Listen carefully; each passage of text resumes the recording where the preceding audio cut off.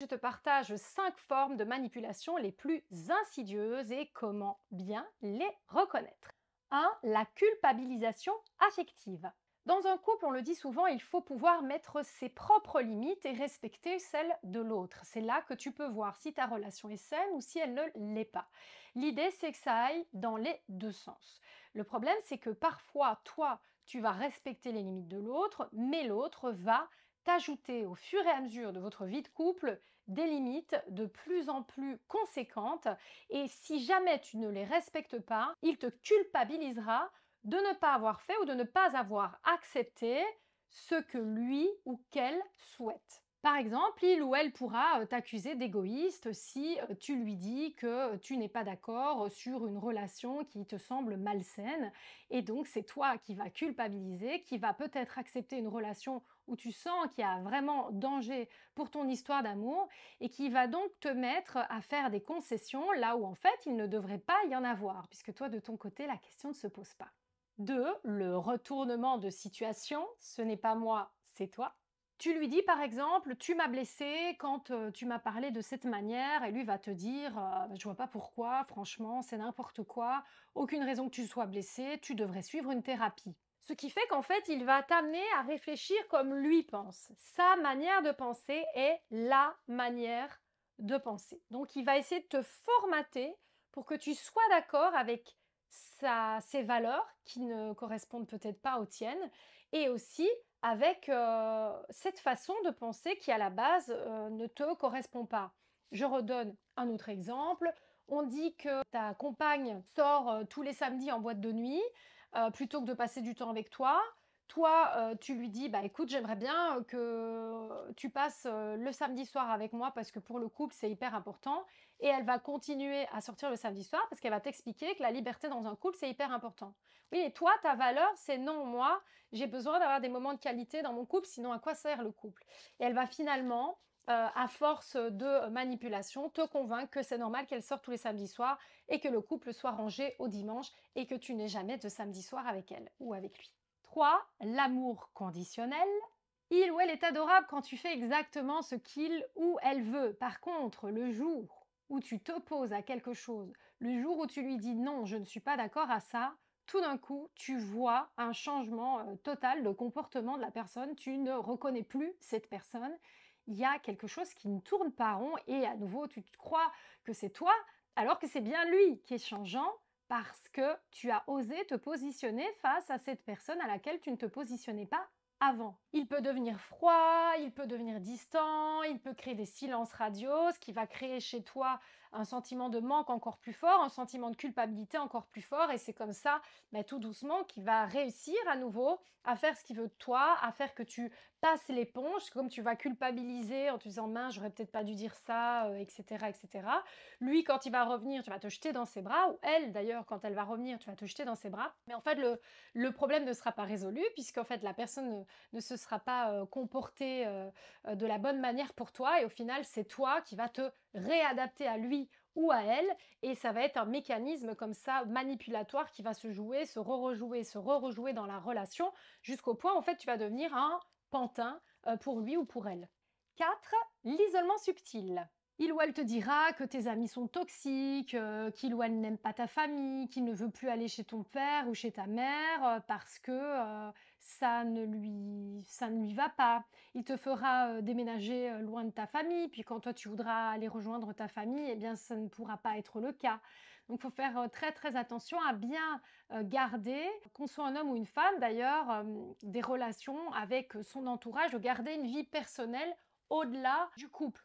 On parle de la manipulation, mais on parle aussi dans la relation saine. Dans la relation saine, cette question ne se pose pas.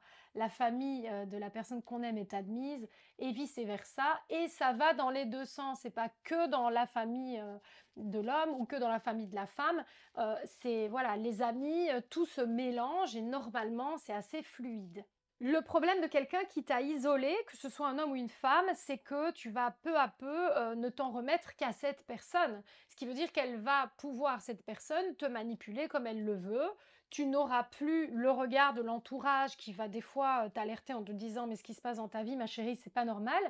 Et donc c'est comme ça que tu restes sous emprise alors que à la base, quand tu avais une vie sociale, etc., tu avais un peu plus de capacité de discernement. Quand la personne que tu aimes est ton seul ou ta seule référente, c'est un problème. Tu dois vraiment avoir une vie à côté et pouvoir des fois échanger avec plein d'autres gens, ce qui n'empêche que l'homme ou la femme avec qui tu partages ta vie est la priorité dans ta vie, hein. Le sujet, c'est pas de faire passer ton couple au second plan. Non, normalement, ton couple, c'est ta priorité, c'est ta base, mais il doit y avoir des choses qui tournent ensemble, mais aussi séparément, et le tout doit former un équilibre.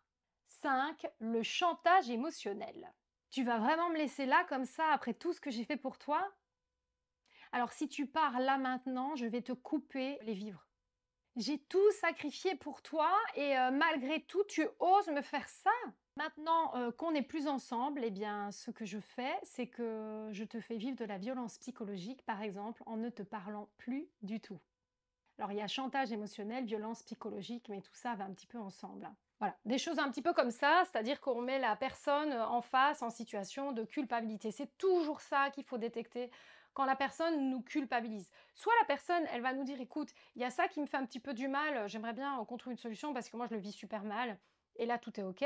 Soit elle te dit, franchement, comment est-ce que tu peux être comme ça? Ce n'est pas normal, regarde ce que tu me fais vivre. Et là, on commence à rentrer dans quelque chose qui émotionnellement est un petit peu dur et il est pas c'est pas très, très sain, en fait. Pourquoi est-ce qu'on ne les voit pas venir? Tout simplement parce qu'au début, bah, tout cela est enrobé de câlins, de douceur, de charme et puis il y a l'amour, on est souvent très amoureux de l'amour et donc on ne voit pas que ces choses arrivent insidieusement dans la relation, à prendre d'abord 5 de la place, puis 10, puis 20, jusqu'à, 80 et tout d'un coup, ça devient une relation où la personne, nous tient un petit peu, comme une marionnette et nous, on s'en rend même plus compte. La vérité, c'est que plus on reste, plus on laisse la place à l'inacceptable, plus on le tolère et moins on pourra partir.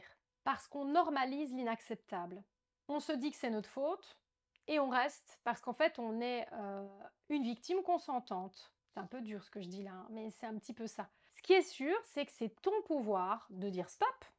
Et maintenant, 3 pistes pour réagir face à la manipulation. Tout d'abord, écrire ce que tu vis noir sur blanc. Parfois, c'est très difficile quand on se met à écrire, c'est l'inconscient qui prend la main, c'est une très belle image. Et tout d'un coup, il y a des choses qui sortent, on se dit non, non, non, non, et on a envie de tout déchirer en fait. Et c'est là où on doit être vraiment très factuel et dans notre vérité, oser mettre noir sur blanc ce qu'il se passe et pourquoi cela nous fait du mal et pourquoi en fait cela ne nous convient pas et pourquoi on doit en sortir.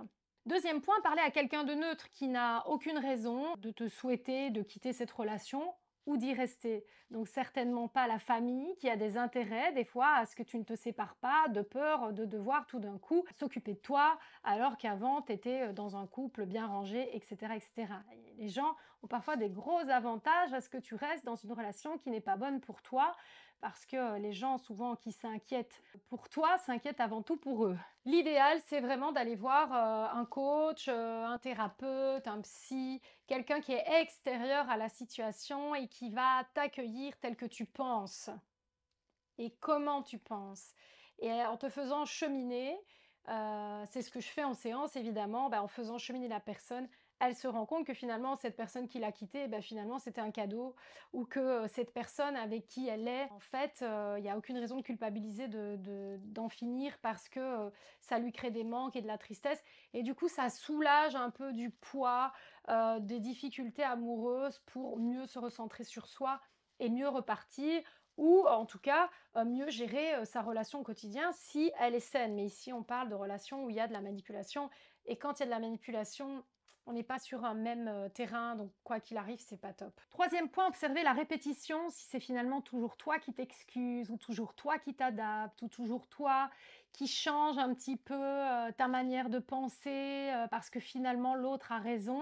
Ça veut dire que tu deviens un petit peu un robot qui n'a pas, son propre lui et qui va être, forcément, une autre personne qu'elle-même et là, il y a un problème. Si c'est toujours toi qui doutes, toi qui pleures, toi, qui es, la personne qu'il faut condamner de penser comme elle pense, c'est que la personne en face, n'a aucune capacité de se remettre en question, n'a aucune force de proposition, de pouvoir s'adapter à tes besoins et donc ne te mérite pas. Maintenant, on parle à nouveau de quelqu'un qui te fait souffrir. Je tiens vraiment à le préciser. Ça arrive des fois que l'autre ne respecte pas nos besoins, mais c'est quand même la bonne personne pour nous. Elle peut ne pas respecter tes besoins sur un point, mais les respecter sur un autre. Et là, on arrive dans quelque chose de plus équilibré. Des fois, on peut aussi ne pas être d'accord. Et là, on est dans une relation qui est tout à fait saine et normale. Ce qui est embêtant, c'est quand la personne veut toujours avoir la main, l'ascendant sur toi et finalement ne te laisse pas exister pour qui tu es et ne respecte pas ce qui est important pour toi. Là, c'est pas normal en fait. Ça doit aller dans les deux sens, toujours. Si tu veux continuer à en savoir plus sur l'amour à nu, dans ses mécanismes les plus destructeurs ou ses mécanismes les plus vertueux, bah, je t'invite à t'abonner. Je t'embrasse et puis n'hésite pas également à prendre rendez-vous en coaching si tu souhaites faire le point sur un cas en particulier dans ta vie aujourd'hui. À bientôt!